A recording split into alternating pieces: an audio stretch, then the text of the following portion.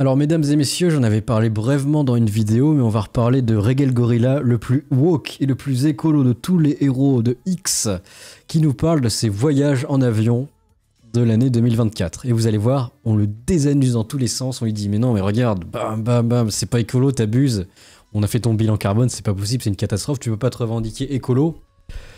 Et après faire le mec qui donne des leçons à tout le monde, c'est pas possible. Imagine, t'es contre les crimes de guerre et tu commets des crimes de guerre tous les jours. Et tu dis, oh mais c'est pas bien les crimes de guerre, moi j'en ai fait que 2 dans l'année, hein. Juste une fois au chalet, hein. C'est vérifiable. Ah non, c'est pas possible. Donc on va regarder ça en profondeur et voir le problème de l'hypocrisie, parce que c'est plus possible au bout d'un moment, faut arrêter. Rick balance le générique.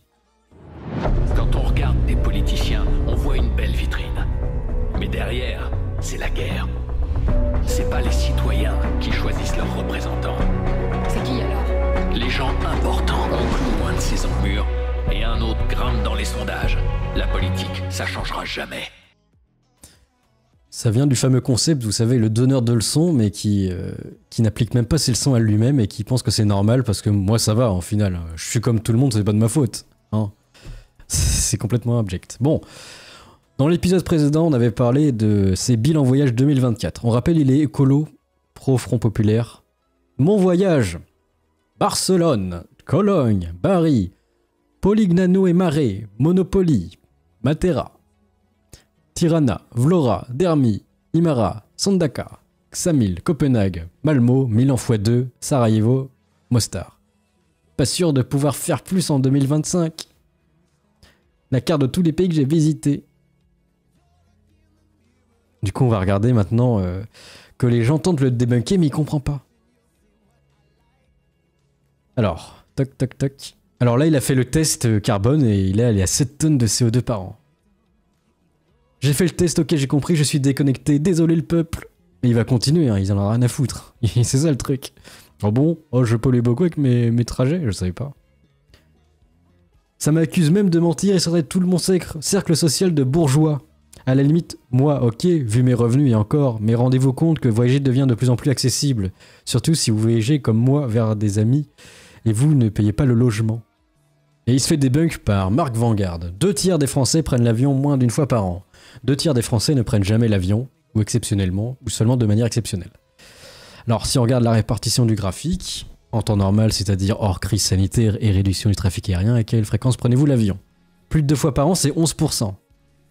Et il fait partie de ce 11%, donc lui avec tous ses voyages, on est dans le 3-4% des privilégiés qui peuvent se payer des vacances. Et la grande majorité, c'est exceptionnellement ou jamais, ben là on tape dans le 60-70% quasiment. En fait, il se pense vraiment que c'était la norme, parce qu'il vivait dans un cercle bourgeois de bobos. Eh, mais c'est normal, bah, je prends l'avion et alors c'est pas moi le problème. L'hypocrisie, bordel, oh là là. Et le truc, c'est qu'il maintient. Désolé, mais vous n'allez jamais me convaincre d'arrêter de prendre l'avion. Et je vais continuer à parler d'écologie, chose que je fais rarement en plus. On peut parler d'écologie sans être parfait, car il y a plusieurs vecteurs qui existent. Énergie renouvelable, changement d'alimentation, habillement, progrès technologique. Ouais, mais du coup, pourquoi tu fais chier les gens à vouloir être végan? Moi, je choisis d'être pas végan et je prends pas l'avion et je pollue moins que toi au final. Limiter les changements climatiques de 1,5 degré implique de réduire les émissions à 2 tonnes de CO2 par personne. Simplement avec ses vols en avion, Regel Gorilla dépasse déjà ce niveau. Mais tout le monde prend l'avion, et là on en revient au debunk qui s'est fait désannuser sur ça. C'est pas possible, Regel Gorilla ne comprend pas. Mais tout le monde ne prend pas l'avion. T'es tellement l'incarnation de la dissonance cognitive. Qu'est-ce qui tourne pas rond chez toi? C'est pas possible. Comment on le voit? Oui, mais c'est pas possible de faire un pire contre son camp. J'ai pas les moyens, et non, je suis pas un militant écologiste, et pourtant il donne des leçons. Ça c'est beau. Et apparemment, même Carole Quinten l'a bloqué. Le MCU, vous voyez comment ça se reliait. J'ai trop pris l'avion pour certains, je n'ai jamais interagi avec elle. Le bourge qui se prend la réalité. Ah non, bah, je pensais que tout le monde prenait l'avion parce que mes potes prenaient l'avion.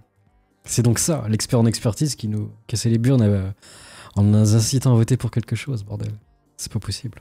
Bon voilà, c'était une vidéo spéciale Regel Gorilla, mais un conseil quand même, je lui dis, bah arrête, tu peux te faire plaisir un ou 2 voyages par an et c'est bon. T'es pas obligé d'en faire 50, sérieusement. Tu sais que ça pollue, t'abuses, et c'est saturé le trafic aérien maintenant. Ça coûte super cher maintenant, tout le monde veut aller y voyager parce que c'est rigolo. On poste des photos sur Instagram, on se sent dans le monde dynamique de la Startup Nation, mais bon. C'est un peu hypocrito, bon lait de Borbito. Allez, à plus, Amogus.